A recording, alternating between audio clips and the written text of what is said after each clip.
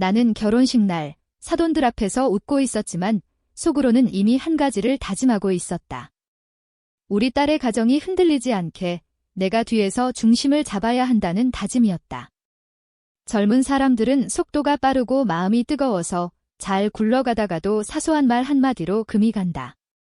나는 그걸 너무 많이 봐왔다. 그래서 나는 조용히 지켜보는 사람이 아니라 흐름을 잡는 사람이 되기로 했다. 문제는 그 집에도 이미 흐름을 잡고 싶어 하는 사람이 있었다는 것이다. 우리 딸의 남편, 내 사위였다. 처음엔 그가 참 든든해 보였다. 말이 빠르고 결단이 빠르고 계획을 세우면 끝까지 밀어붙이는 성격이었다. 그런 사람이 딸 곁에 있으면 걱정이 덜하다고 생각했다. 그런데 몇 번의 식사, 몇 번의 가족 모임, 몇 번의 작은 결정들이 쌓이면서 나는 깨달았다. 그는 가정을 지키려는 사람이 아니라 가정을 지휘하려는 사람이라는 걸 그날도 별일 아니었다. 딸이 장을 봐오고 사위가 퇴근하고 내가 반찬을 조금 더 가져다 주겠다고 들렀다. 평범한 저녁이었다. 그런데 식탁 위에서 갑자기 집안 돈 이야기, 앞으로의 계획 이야기, 누가 뭘 맡고 누가 뭘 결정할지에 대한 이야기가 시작되었다. 나는 가볍게 초반엔 너무 무리하지 말고 생활비부터 안정적으로 굴려야 한다고 말했을 뿐이었다. 내 말은 조언이었다. 경험에서 나온 말이었다. 그런데 사위의 얼굴이 미묘하게 굳었다. 그는 내 말을 간섭두로 받아들였다. 아니, 정확히는 권한을 뺏으려는 시도처럼 느낀 것 같았다. 그 이후로 우리 사이엔 아주 야른 선이 생겼다. 겉으론 웃고 인사했지만 말이 닿을 때마다 그 선이 삐걱거렸다.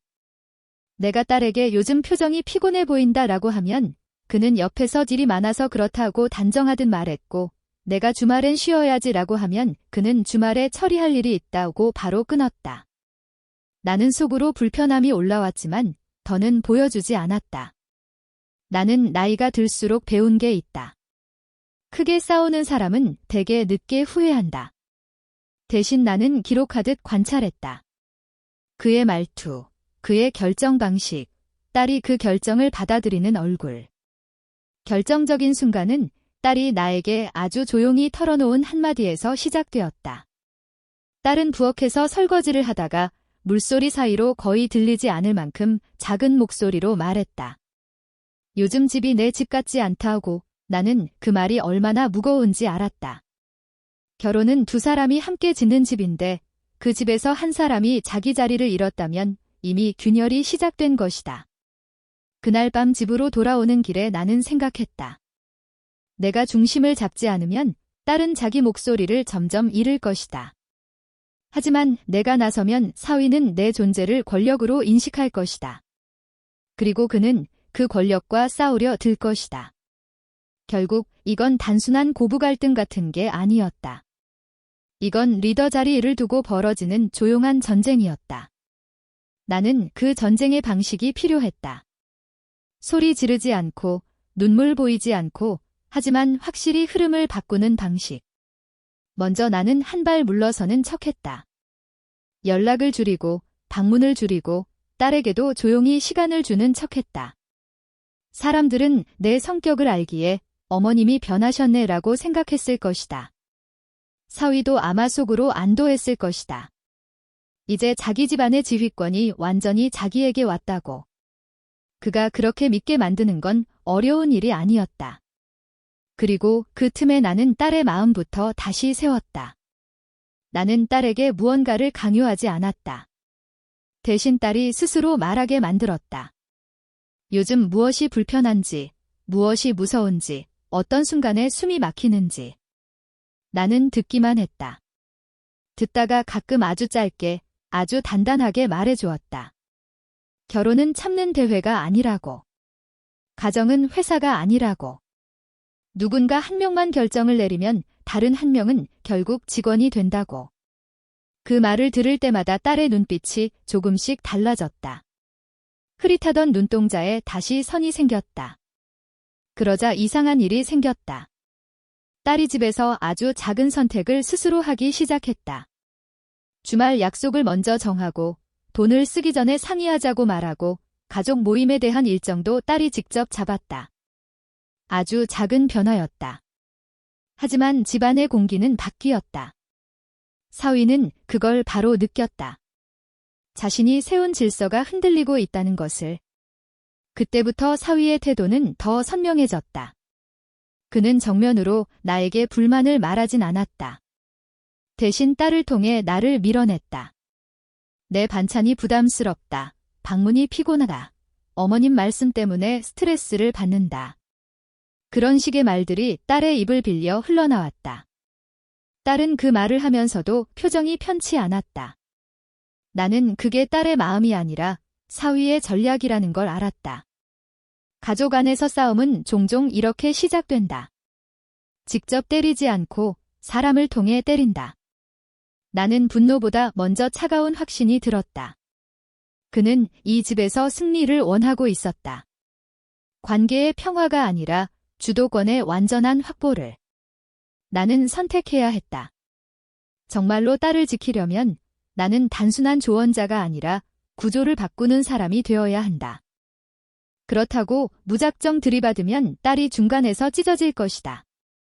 그러면 결국 사위가 원하는 대로 된다. 딸은 지치고 나는 악역이 되고 사위는 피해자인 척하며 더 강해진다. 그래서 나는 다른 길을 택했다. 사위가 원하는 방식으로 게임을 시작하되 내가 원하는 결말로 끝내는 길. 먼저 나는 가족 모임을 제안했다.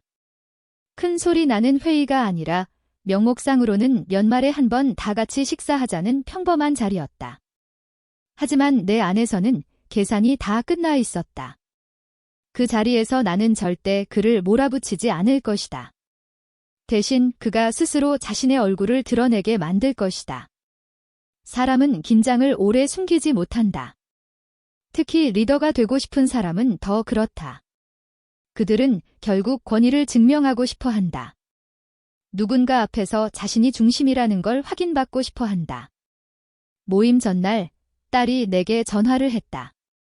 목소리가 얇게 떨렸다. 요즘 집이 숨막히고 사위는 더 예민해졌고 사소한 말에도 얼굴이 굳는다고 했다.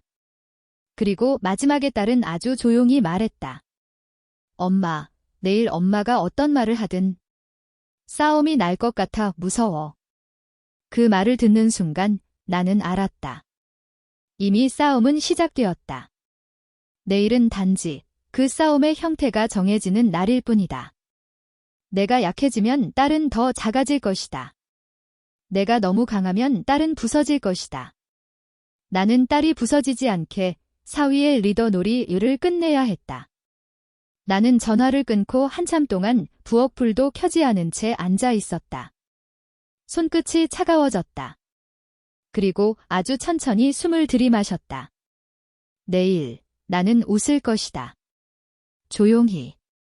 부드럽게. 하지만 그 웃음 아래엔 이 집의 균열을 더 이상 방치하지 않겠다는 결심이 있을 것이다. 그리고 나는 처음으로 사위가 나를 두려워하게 만들 생각을 했다. 내가 어떤 방식으로 그를 흔들지, 그가 어떤 말로 자신을 방어할지, 그 방어가 어떻게 오히려 그의 본심을 드러내게 할지. 모든 장면이 머릿속에 선명해졌다. 연말 식사 자리, 그 평범한 식탁 위에서 우리 가족의 권력 구조가 바뀔지도 모른다. 그날 밤 나는 잠들지 못했다. 그리고 새벽에 문득 이런 생각이 들었다. 사위가 정말로 리더가 되고 싶은 이유는 가정을 사랑해서가 아니라 무언가를 숨기기 위해서일지도 모른다고. 그 가능성이 떠오르는 순간 내 심장은 천천히 더 빨리 뛰기 시작했다. 그날 이후 집안의 공기는 서서히 달라졌다. 큰 폭발도 극적인 장면도 없었다. 다만 사위는 더 이상 모든 결정을 혼자 끌고 가지 못했고 딸은 자기 생각을 숨기지 않게 되었다. 나는 앞에 나서지 않았다. 대신 한 걸음 뒤에서 흐름이 어긋나지 않도록 조용히 바쳤다. 리더는 목소리가 큰 사람이 아니라 무너지지 않게 균형을 잡는 사람이라는 걸 이 나이에 다시 확인했다. 사위는 변하지 않은 척했지만 눈빛은 달라졌다. 나를 이겨야 할 상대가 아니라 넘을 수 없는 경계로 인식하는 눈빛이었다. 그 경계는 위협이 아니라 질서였다. 딸의 자리를 지키는 선, 가정을 회사처럼 만들지 않겠다는 선, 그 선이 생기자 집은 다시 집이 되었다. 나는 지금도 완전한 평화를 믿지 않는다. 다만 서로의 자리를 침범하지 않는 평형을 믿는다. 나이가 들수록 깨닫는다. 이기는 싸움보다 중요한 건 누군가가 사라지지 않게 끝내는 것이다. 그리고 그날 이후 우리 가족은 더 조용해졌지만 덜 흔들리게 되었다. 그걸로 충분하다.